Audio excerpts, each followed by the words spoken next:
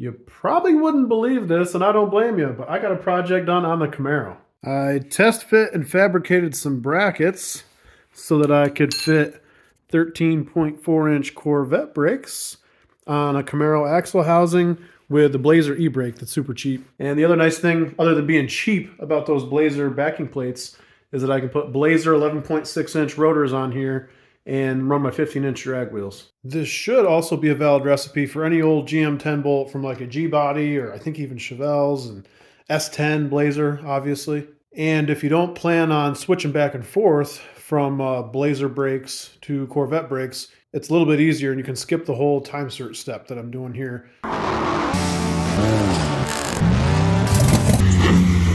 Okay, I made jigs here so I can actually hold this thing flat. And I got clearance from my 9/16 drill bit through here. Ooh, that taps hard in there. I'll get it out and use this T-handle. Now that they're straight, that's the main thing. Okay, I got my McMaster-Carr order in. So, drilled, tapped these 9/16 12, time certed them. I did have to actually Loctite a couple of these to come with some Loctite on them that didn't work so great. But this should be the key to being able to run Corvette rotor on this Blazer backing plate with a Camaro. Here it is. This is the Blazer backing plate installed with spacers to make it work with Corvette spacing. And the reason I drilled and tapped these with these thread certs was so that I could just do the bolts from the back side, because from the factory they were a bolt and a nut, which isn't a big deal because there's plenty of room between the axle flange and you have room to get your stuff in there. But once the axle is installed, there's really no way you are getting a wrench in there. And this, like the way it necks down, you can get it past the axle, but only if you have enough room to do that. And with this spaced out this close, there isn't enough room to get it to the thin part of the axle, get it out of there. So the only way to make this work is to just have bolts coming from the back side and screwing in here, because I am not pulling axles out of this every time I want to change brakes. The whole idea is for it to be quick and easy to go from the small brakes to the big brakes when I'm running drag wheels versus the street wheels. By the way, this step you don't even need to do if you're not going to swap back and forth and just run a through bolt and a nut on there and it doesn't matter.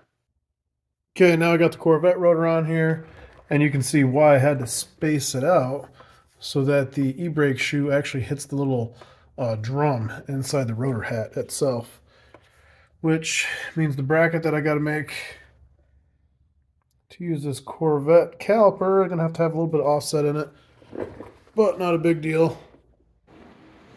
Take this on, cut a little mock-up bracket, we'll see how this fits. Okay, version 2 of these brackets, somehow I screwed up my geometry, but this is for the rotor that I got on here right now. If I end up going with the Z51 rotor, this should fit. And this might fit the Blazer. Let's see. Okay, the second one came out a lot better. That gets my pads right to the end here. Measurements on this bracket here. The problem, you can see, is that it's not going to sweep the entire rotor. This is a Z06 rotor. This is a Z51 caliper. And I might be better off with a Z51 rotor, which could keep my brake bias a little bit better. And just not look goofy where it's not going to sweep the whole face of the rotor itself. All right, I got my lasered brackets from my buddy here. 1/4-inch steel instead of this mock-up plastic stuff I was doing. And going to use those as spacers. I will weld these on. And this should be good to go. Yeah, that's looking good. I like it. Okay, this is in final form now. That's my spacers for the Blazer backing plate on the Camaro axle housing, and the adapter bracket from the Blazer backing plate to the Corvette caliper. There we go. Fitting inside an 18-inch wheel, beautiful. Now I just got to get this whole car done. Now the whole reason for doing it this way, one's because it's cheaper with the Blazer parts, backing plate, e-brake, all that stuff. And the other part is I can pull this stuff off and put the Blazer brakes on, which fit inside a 15-inch wheel for my drag wheels, without having to pull the axles or any of that kind of stuff. I can just pull those spacers out, put the backing plate right back on.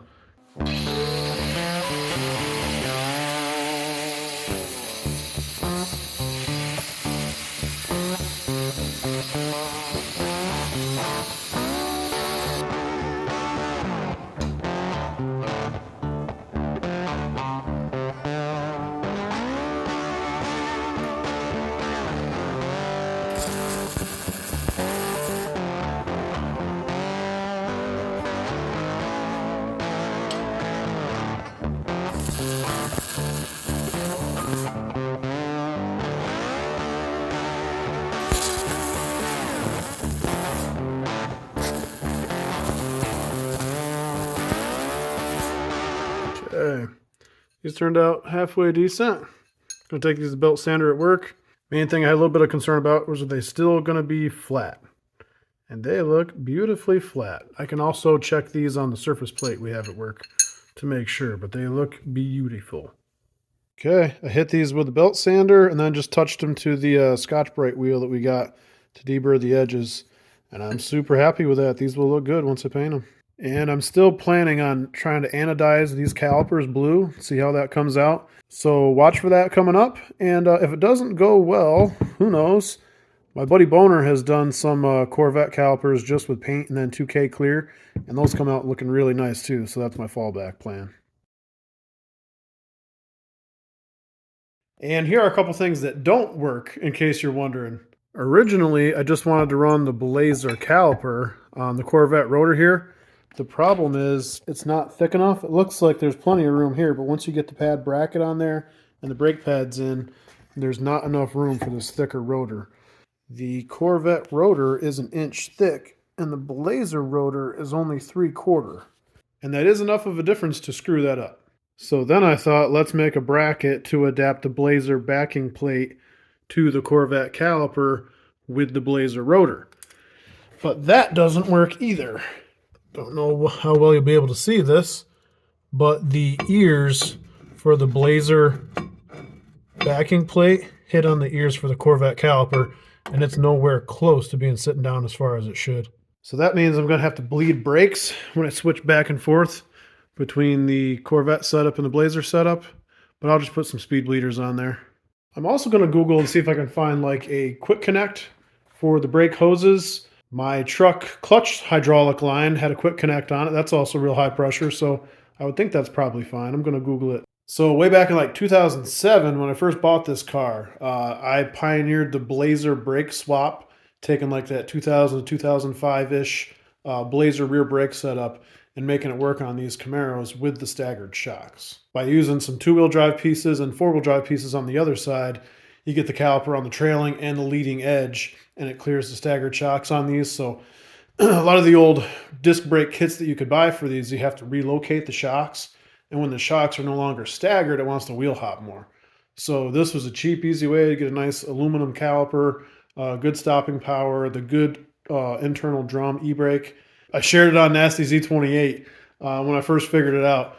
And there's been a whole bunch of people that have gone and done it since then.